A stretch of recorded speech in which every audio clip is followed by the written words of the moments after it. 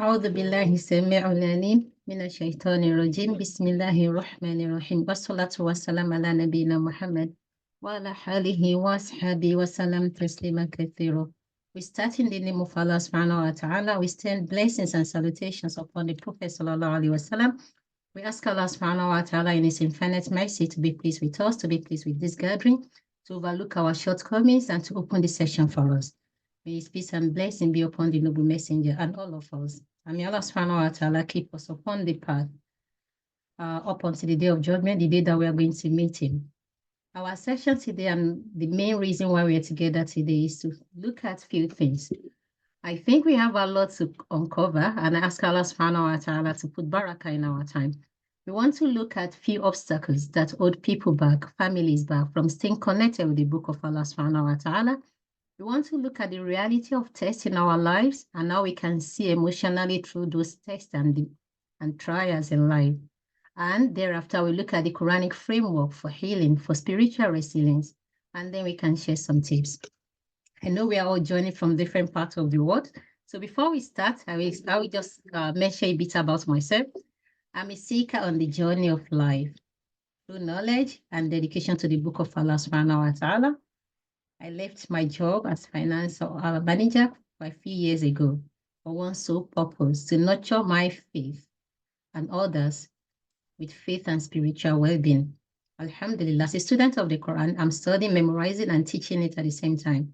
I've taught hundreds of classes on Quran contemplation for beginners. I have diploma in Quranic Arabic. I have masters in Islamic studies. I'm Pastor Raquel.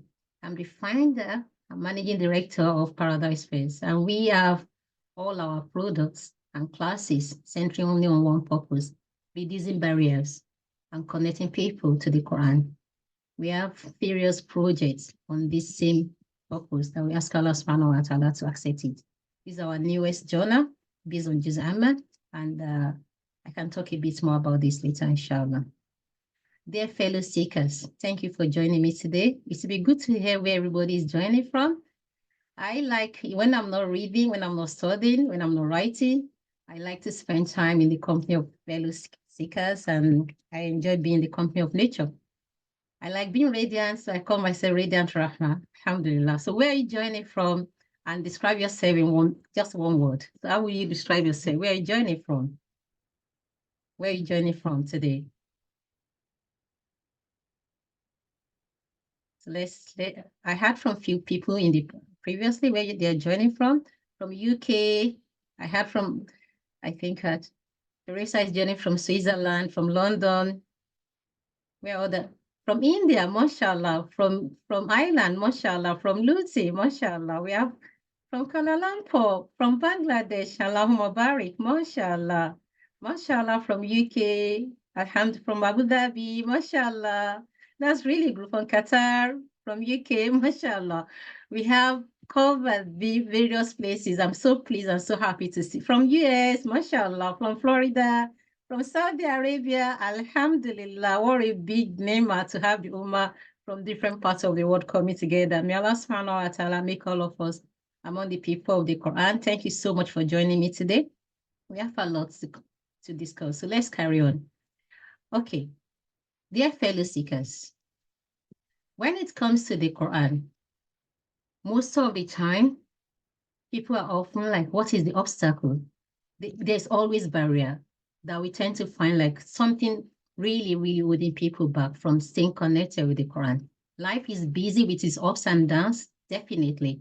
But one thing we have to bear in mind is that our heart is really, really important, because the heart is the home of revelation of the Quran. And that's why when we want to reduce barriers in terms of how we connect with the Quran, look at what goes into your heart when you are not with the Quran. It goes a long way. How you have when you are not with the Quran goes a long way on how you will be when you are with the Quran, because the heart in the Quran, it has many functions. Allah subhanahu wa ta'ala didn't just say the heart is a pumping machine. The heart in the Quran is like it can think for you. It can listen. It can reason. Allah subhanahu wa ta'ala mentioned in Surah Zumar how the heart can be soft.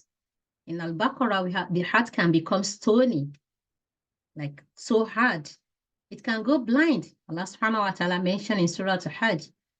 And the heart can also be the abode of Iman. So it is really, really important to make our heart the abode of the Quran. It's the seat of emotion. So it's really, really important. And that's why Imam Al-Ghazali mentioned that do not leave your heart for 1 second without checking on it.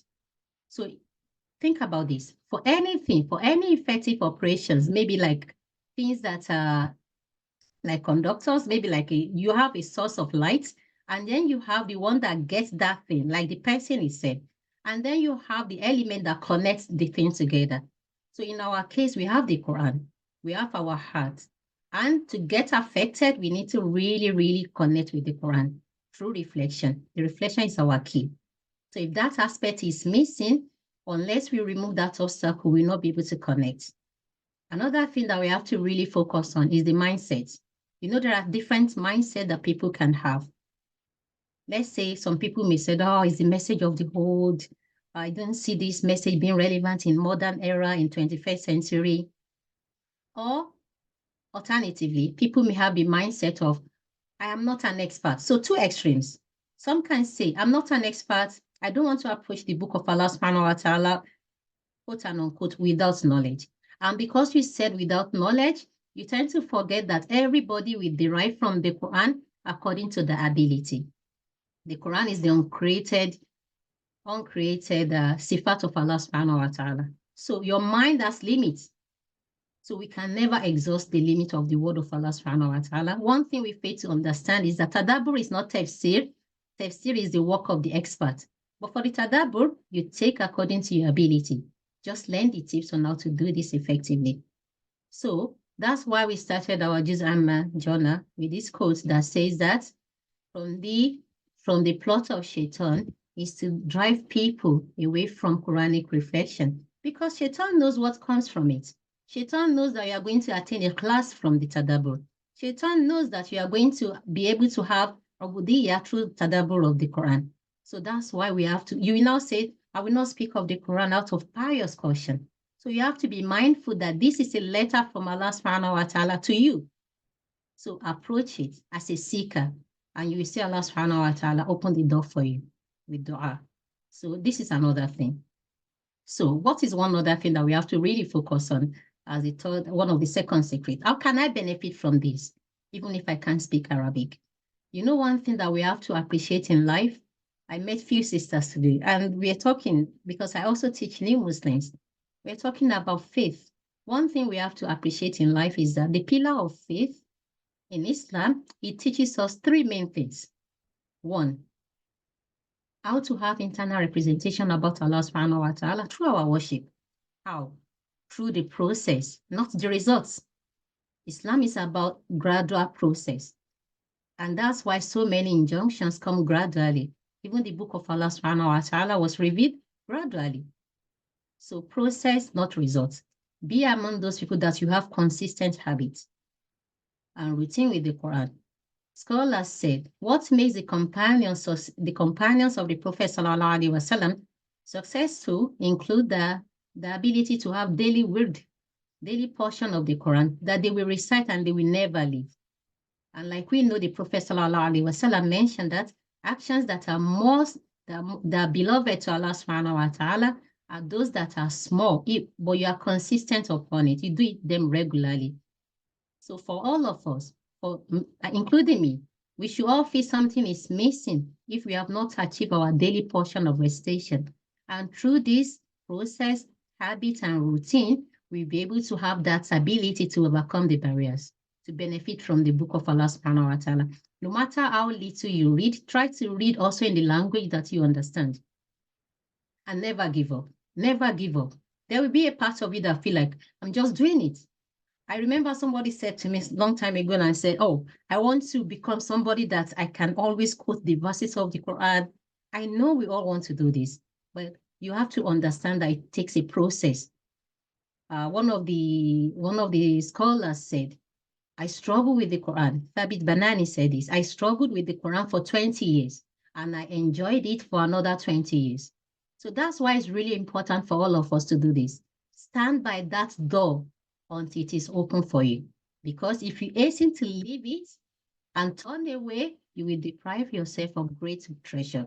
And always remember this, when the going gets tough, remember, we are not guaranteed that this life is going to be easy ride. So whatever that you value, you will dedicate time for it, no matter how hard it is. Just start gradually. And that's, I ask Allah subhanahu wa ta'ala to grant all of us ability to connect positively with his book, because Quranic reflection is like a rescue ring from all the life issues that we are all going through. So to stay connected with the Quran, you have to nurture your relationship with its reflections. Another thing that is really important in terms of this secret is time management. At times you want to do this. At times you may be asking yourself, how can I achieve this? One thing you have to bear in mind is everything that I've been talking about, it will be difficult to achieve if you don't have the willpower. And to have the willpower, you need love, you need fear, you need hope in Allah subhanahu wa ta'ala. So for us to be able to manage our time effectively, I've given a talk on this, which is like 1 hour long, but what I will just mention to us are just 3 things. For the book of Allah subhanahu wa ta'ala, don't give it your leftover time. Give the best of your time to the Quran. And let that time be fixed. Fixed time in a day that is for the Quran. Either the best time will be at Fajr before you do anything. And if that doesn't work for you, choose another time in the day. But know that this time is for the Quran. Whatever happens, this time is for the Quran. And also have a fixed time in the morning or during the day where you are going to spend time on your devices. Don't be the one that you constantly want to check your messages. Before you know it, there's no time to do anything else. You will need a jotter by your side, especially at Fajr. When that nurse is coming to you and say, take up your phone and check messages, just jot something down and you can do them at your own design time. I find this to be one of effective ways of managing time when it comes to the Quran. My dear sisters and their families, the third secret, which is about resilience and how to overcome life struggles and the tips, is going to be the major session that we're going to talk about today. And to be honest, we don't even have enough time to do it, but I ask Allah subhanahu wa ta'ala to facilitate it for us. In life, nobody can say I'm above test.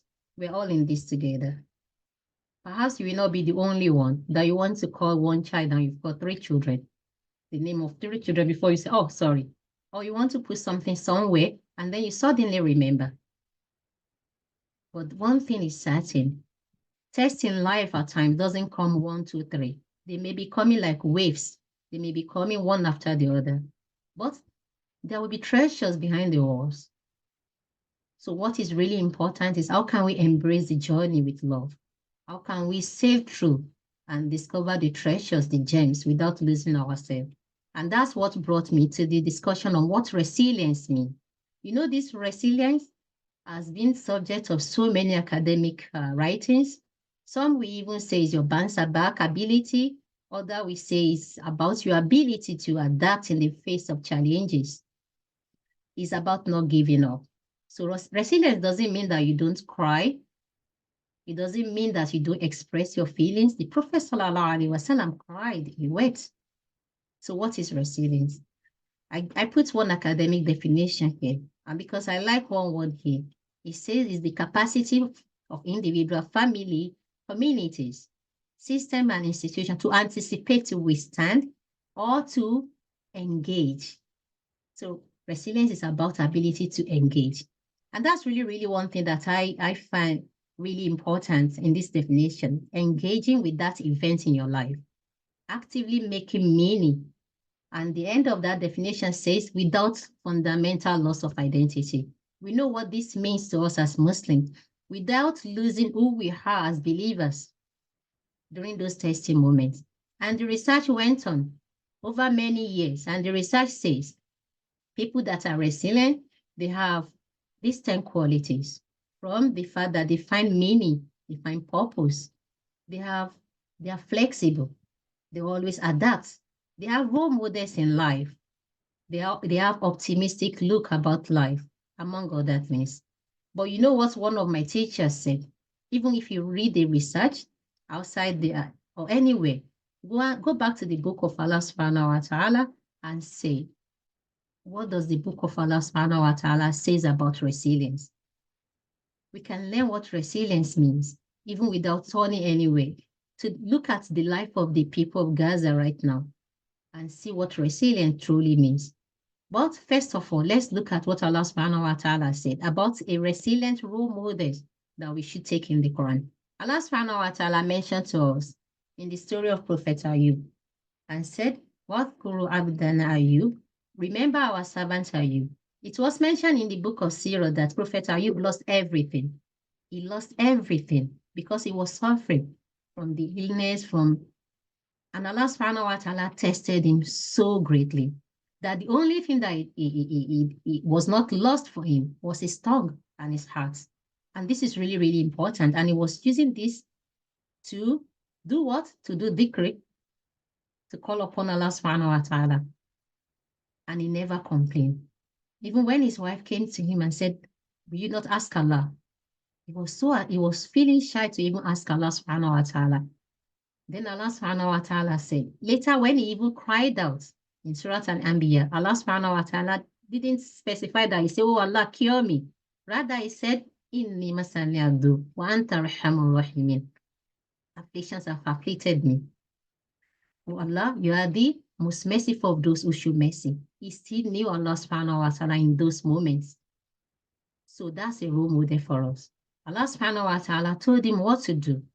Strike your foot with the spring and there will be a spring, drink from it and bath from it. And the ayah went on. Allah subhanahu wa ta'ala said, "And we granted him his family and a like number with them. Then, as what? وَذِكْرٌ لِأُولِي الْأَلْبَابِ, as a reminder for those of understanding, all of us. So his tests and trials was to serve as reminder for us. Then Allah subhanahu wa ta'ala guided him on what to do regarding the oath that he took. And in few verses, Allah subhanahu wa ta'ala specified the reason behind Prophet Ayub's test was to serve as a reminder for those faced with similar tests and trials in life, physically and emotionally, and the reminder for all of us. And you know the part that is really, really, really deep for me is when Allah subhanahu wa ta'ala said, "Inna wajadnahu sabira." We find him patient in adversity. One of the Salaf said, I used to cry when I get to this ayah because Allah subhanahu wa ta'ala gave him ability to be patient and he praised him for it. Imagine that. He gave him that ability to be patient and he also praised him for it. So you can imagine. He said, "What an excellent servant." How? Why is this important? Because Allah subhanahu wa ta'ala said, "Ni'mal abd innahu awwab." Always turn it to us. That means he has impressed Allah subhanahu wa ta'ala. That means resilience is about how well can we impress Allah subhanahu wa ta'ala in those testing moments. Will you impress Allah subhanahu wa ta'ala by your conduct? Will you impress Allah subhanahu wa ta'ala by your actions? Will you impress Allah subhanahu wa ta'ala by your emotions, by your utterances in those moments? That is resilience, to impress Allah subhanahu wa ta'ala. Will you impress Allah subhanahu wa ta'ala in your relationship with those around you? How would you impress Allah subhanahu wa ta'ala? This is about feeling poor before him. The reality of test in our life is that we will be tested, but it's about how can we be akhirah-centric, like the people of Gaza and so many other believers that we probably have seen around us. They don't have to be prophets. The reality of test in our life is to affirm and live with that realization that Allah subhanahu wa ta'ala will not close a door on a slave. And this is statement of Ibn Qayyim rahimahullah, that Allah subhanahu wa ta'ala will not close a door on a slave out of his wisdom, except that he opens for him two doors out of his mercy. So one door was closed for a servant out of the wisdom of Allah subhanahu wa ta'ala, and Allah subhanahu wa ta'ala will open two doors out of his mercy. So the reality of test in our life is to know that Allah subhanahu wa ta'ala that has brought this upon you will never leave you to its deal with that alone. So it's really, really important. And we have to constantly engage. There was a time I was on a boat ride, and the companion that we were together on the boat ride, we were both novice. We didn't know how to even ride boats. And suddenly we wanted to stop. And I said, no, there's no stopping in the middle of the ocean. We will just get drowned. So that means we have to constantly engage with the problem, with the situation in our life, so that we don't get drowned. We have to equip ourselves with that understanding. And at times we want to do this, but it's difficult, isn't it? So to be able to see emotionally is to understand who we are, a person of body, heart, mind, and soul. So during those process, you have to be in touch with who you are, thinking about Allah subhanahu wa ta'ala in your heart, your actions in your body, and what goes in and out. So you have to be the one that will create a positive perception about who Allah is. Think about it. You are being tested. You are already going through pain. You don't want to also endure another pain through your actions and reactions, and then get punished for this. So the best way is to really envision and say, who is Allah to me in this situation? And who am I to Allah subhanahu wa ta'ala? Which of his names and attributes am I going to hold on to? For me, I like to think about Allah subhanahu wa ta'ala as Ar-Rahman. Because when I look at different examples, think about the Battle of Ahzab. Think about the Prophet sallallahu alaihi wasallam when he was in the cave. He said, Inna Allah ma'ana. Think about Musa when he was going and the ocean was in front. We all know this story, but we just have to find our own story and hold on to one of his names. Which name are you going to hold on to? Allah subhanahu wa ta'ala's mercy is even more than what our parents can have for us. So which of his names will help you in your situation? I want everybody to think about it and just think about it and say, this is the name of Allah subhanahu wa ta'ala I'm going to hold on to in this moment. I'm going to skip through so many of these and may not be able to go deeper, inshallah. Hopefully, it's some of the things that will go deeper in our sessions together in the Believers Hub in terms of questions, discussions, and reflections. So I may not be able to go through everything. So what is the implication when you have positive perception of who Allah subhanahu wa ta'ala is? It's really, really important because when you have hope in Allah subhanahu wa ta'ala, it enables you to be solution focused, to really believe that victory is near, to really be able to activate that from the fitra, to know that there's no flame from Allah subhanahu wa ta'ala except in him. There's one of my mom's friends when we were growing up, and to be honest, I didn't really appreciate this until I became somebody tested in life, whenever, may Allah subhanahu wa ta'ala have mercy on her. Whenever she was tested and going through phases, and all her friends may be aware of this, she would just put on a smiling face. She will wear good clothes. She will dress up nicely. And then she will do all sorts of things. And when my mom will ask her, and they will say, oh, Umu, so and so, what happened to you? She knew what they were questioning her about. You know what she will say? She will say, I left that test and trials by the door. I don't usually go out with them.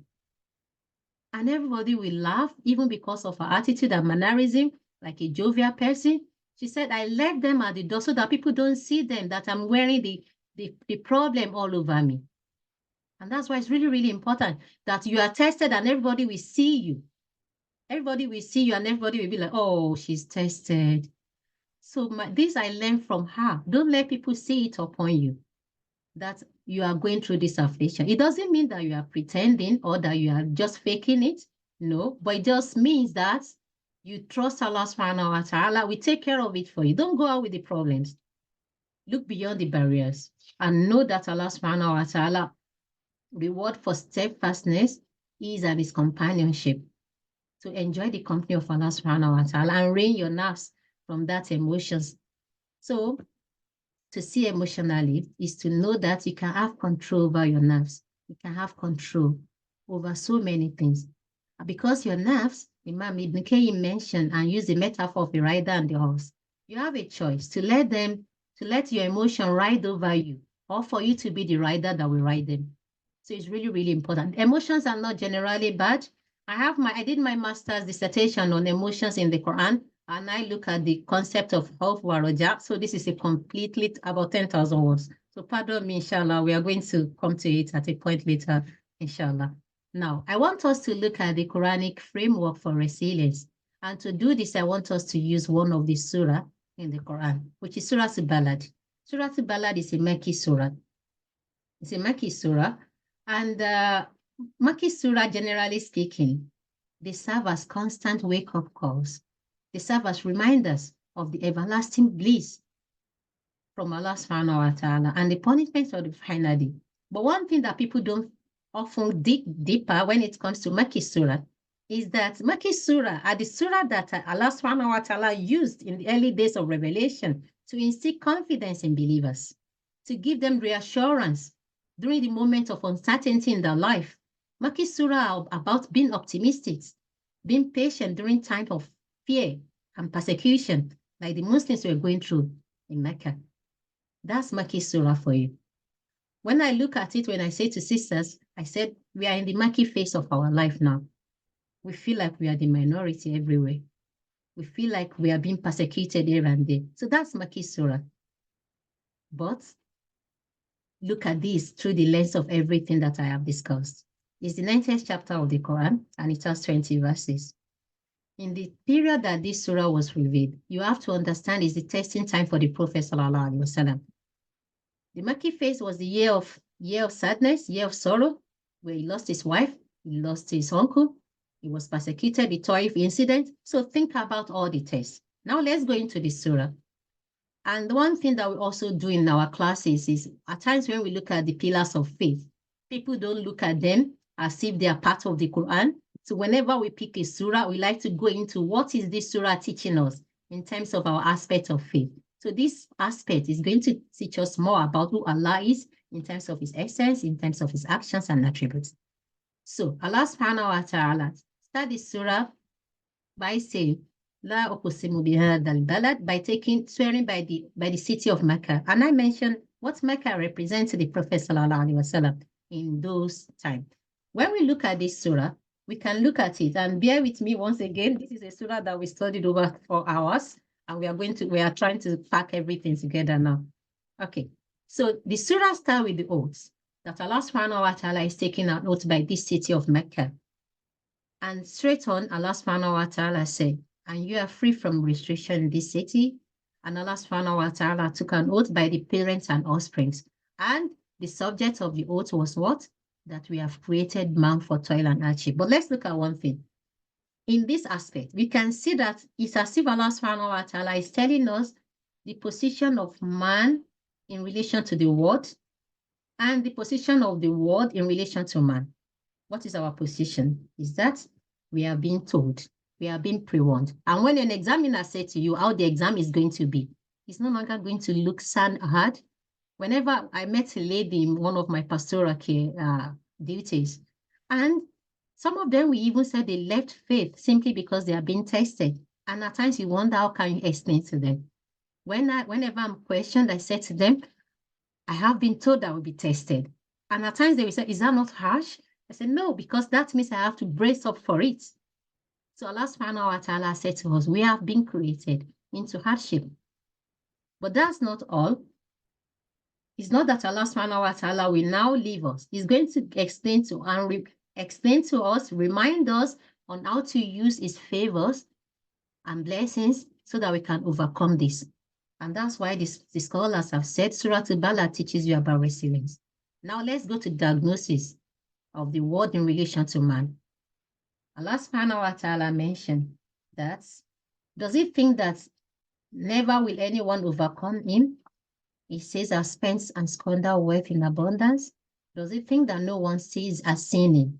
When you look at everything that Allah subhanahu wa ta'ala mentioned here, you can see people during those testing moments, because the first part mentioned about how we are being created into hardship. That means there will be people that they will abuse their physical strength. There are people that they are going to abuse their wealth in abundance. And like we always mention in Quranic reflection sessions, don't think about that ayah as it belongs to the time of the Prophet. Think about it as how it relates to your own circumstances. There's a general known principle that lessons in tafsir, that lessons are not restricted to the sabab of revelation, the causes of revelation. You have to personalize them to your own current circumstances. So when people are divided, Some people will be divided according to abusing powers. They abuse resources. They abuse everything that Allah subhanahu wa ta'ala has given them. They believe that the strength that they have, nobody can overcome them. They feel that they can do whatever they wanted to do and as they please. And that's why as believers, we should always remember that la hawla wa la quwwata illa billah. Because Allah subhanahu wa ta'ala said, يَحْسَبْ أَنْ لَن يَقْدِرَ عَلَيْهِ أَحَدٌ. So the qudra belongs only to Allah subhanahu wa ta'ala. And there are some people that they will abuse the resource in abundance. So to Allah subhanahu wa ta'ala, money is a test. So we have to use it to trade with him, even when you are in testing phase of life. And don't think the abundance of wealth itself is not a test.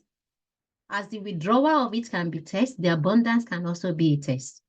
So don't squander those resources. Then Allah subhanahu wa ta'ala said, أَيَحْسَبْ أَن لَمْ يَرَهُ أَحَدٌ. Does he think that no one sees him? Which means, knowing that Allah subhanahu wa ta'ala sees you, watches over you, that the angels are recording, it increases your level of ihsan, isn't it? And Allah subhanahu wa ta'ala said, have we not made for him 2 eyes? And have we not shown him the 2 ways of good and evil? So look at this. Here, Allah subhanahu wa ta'ala said, mention 3 blessings, which are of great favor to man. What is it? The 2 eyes, the lips, the guidance. So you can ask yourself, why does Allah subhanahu wa ta'ala mention 2 eyes, 2 lips? It's really, really important for us to always use we have only 1 tongue and we have 2 lips. Why? One of the scholars in his tafsir, Sheikh Ibn Taymiyyah said, you have 2 lips, you have 1 tongue. And Allah subhanahu wa ta'ala is talking in the context of tests. This means that you can choose to use your 2 lips as bodyguard as to what comes out of your mouth. Because there's tendency to complain, to moan, but you can decide to use them to better use, to for the dhikr of Allah subhanahu wa ta'ala. You can decide to use your eyes, not to look at, because the eyes are really important because they are the windows to your body. And that's why when we make dua, one of the dua we make in the morning, we said, Allahumma afini fi badani, Allahumma afini fi sam'i, Allahumma afini fi basari. Already we said, Allahumma afini fi badani, which is, oh Allah, give me afiyah in my body. Then you are also making specification and say, Allahumma afini fi basari. Why? Because the eyes and what you see, they are the window to your heart. That's why you have to really, really be careful. That's why Allah subhanahu wa ta'ala is saying to you, we've given you all of these resources. So what do you see? What do you see in those moments? Regulate what you see. Regulate your speech as much as possible. And we know what the tongue can do, as it can be means to Jannah, so it can also be means to Jahannam. We ask Allah subhanahu wa ta'ala to save us from the traps of what the tongue can do. Like I said to you, we're already going through different phases. We don't want to be punished for it again. Then Allah subhanahu wa ta'ala said, he has not taken the path that is steep. Then guided us to the straight to 2 paths, which 2 paths that we can choose which one, part of guidance, which can always be activated by the fitra, and which can be corrupted by the sins. So the more guided we wanted to be, the more we will be moving closer to the source of things that increase us in faith, in insight. So this is really, really important. So Allah subhanahu wa ta'ala said, so he does not take the difficult inclined path. In other words, this person doesn't use everything to take a path that is really, really difficult to transfer, to go through. But you may be wondering, what is this difficult path? Allah subhanahu wa ta'ala mentioned this because this is like the cure for the diagnosis. This is like the cure. So what are they? He said, the first one, which is to free a slave. Scholars have said this can be not necessarily a slave, because we don't have slave like we have in previously. But anybody that is in captive, even the prisoners of war, they qualify to be said, those are the people that you have freed. And you can raise a cause for this, or to feed at the time of hunger, severe hunger, or to yatiman dha makoroba, an orphaned relative, or miskinan dha matroba, or a person that is really poor. Subhanallah. And then Allah subhanahu wa ta'ala ended this with really, really, really important verse for us to contemplate on. Allah subhanahu wa ta'ala mentioned the pillars of faith here. ثم كان من الذين آمنوا وتواصوا بالصبر وتواصوا بالمرحمة. Started with faith. It's quite easy for us to forget and to lose faith in those moments. And that's why مِنَ الَّذِينَ آمَنُوا here is going to include our faith in Allah, His angels, His book, His messenger, His last day. Everything we know faith to be. Believe in Qadar, believe in destiny, believe that Allah subhanahu wa ta'ala has brought this upon me. And then what also be sabr. You know, sabr, most of the time people think it's only when you are going through the difficulties. Sabr can be even with upholding the commandment of Allah subhanahu wa ta'ala. Sabr can be about you living what Allah subhanahu wa ta'ala has forbidden. So it's really, really important for us to think about it. When we think about sabr, to think about it from learn it from the carcass tree that is going to suck moisture so that it can be really, really beneficial for them when there's no sunshine, when there's when the weather is harsh, in the harsh condition. And then encourage one another to steadfastness and compassion. Dear families, when we look at Surah 2, this surah, we can learn few things. We can learn framework for resilience. Use the blessings of the eyes. Use the blessings of the tongue. You know what resilience in this surah started from? From the individual. Then gradually gravitates towards the community. What I saw here is not something you can do alone. It's something that you have to do collectively. So let's look at it.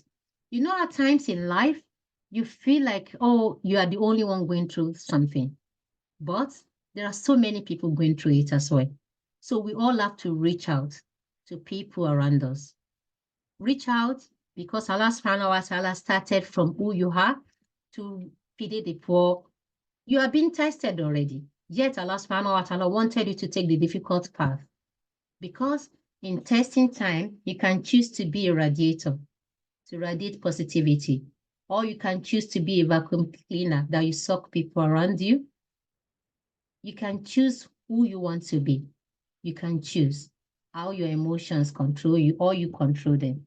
You can use these blessings to really seek nearness to Allah subhanahu wa ta'ala. You can choose to uphold Tawheed. That's why Allah subhanahu wa ta'ala started with us. When we look at this, we see the blessings of overcoming problems in life is to use the blessings in your life, to use the Sharia means, and the means that you have around you, to strive continuously, to help those that are, you will be better than somebody in your situation. You can't be the one that is really, really the worst of all. No matter what your situation is, you will be better than somebody. You know, when people think it's my problem and it's not my problem, and somebody next to you is undergoing problems, then we will keep on passing it on to whose problem will it become? That's why the surah emphasizes the social support. This is really, really important. To always be the one that you enjoy good. So you encourage other people. Are you the one that you notice emotions of people around you, or you just feel you are the only one being tested? Part of solving problems, we all have to accept this responsibility. Part of solving problems in life is to accept responsibility. We cannot solve any problem by saying it's not my problem. We need to look at somebody that you can support, somebody that you can put a smile on. And one of the things that we have to use and understand as an individual is, after you understand the importance of social support, is to be dedicated to the truth. Encourage that truth. Avoiding being in the company of people that will not make you to fulfill that. So it's really, really important. And with patience, remember, it comes with enjoying the company of Allah subhanahu wa ta'ala, along with so many other prices. Inna Allaha ma'a sabirin. You know what? Allah subhanahu wa ta'ala mentioned something, one ayah in the Quran, and said, لن تنالوا البر حتى تنفقوا مما تحبون. So, what does this mean? None of you will attain true piety until you give out of what you cherish. مما تحبون, what you love. So that means this is not specified. What you love can be your money. It can be your children. It can be your time. Allah subhanahu wa ta'ala did not specify. So in those moments, make sure that you look inwardly and see what is one thing that you are going to give. And that's why Imam Ibn Qayyim mentioned that his teacher, Ibn Taymiyyah rahimahullah, said, he used to raise to fulfill the needs of others. And now you understand why Allah subhanahu wa ta'ala put all of this together in this surah. He said he will earnestly do it so that he knows Allah subhanahu wa ta'ala is going to bring relief for him. So when we look at everything Allah subhanahu wa ta'ala brought together in this surah, we will understand why they are important. I want us, normally when we have our classes, we have self-reflection sessions and we kind of jot down a few things. Can I just take 1 minute? I know it's not going to be enough, for everybody to just think about themselves. In moments at times in life, we go through phases. The test may be pouring, not dropping. And at times you may feel like, am I actually a good Muslim? But at times you may actually be asking yourself, where is Allah in this situation? I want you to just jot down one thing. In those moments that you feel that way, what are your internal and external resources? And what are your armors when things get tough? Just note it down based on everything that we have discussed. And just note it down. You don't need to shout it out, but you can just give me one in the chat box that you've noted it down, what your own armor, your own personal armor is when life gets difficult. Just few answers. I will be fine with that, inshallah. Just one in the chat box that you've noted it down. Like when things get really tough. Dua Amalia said.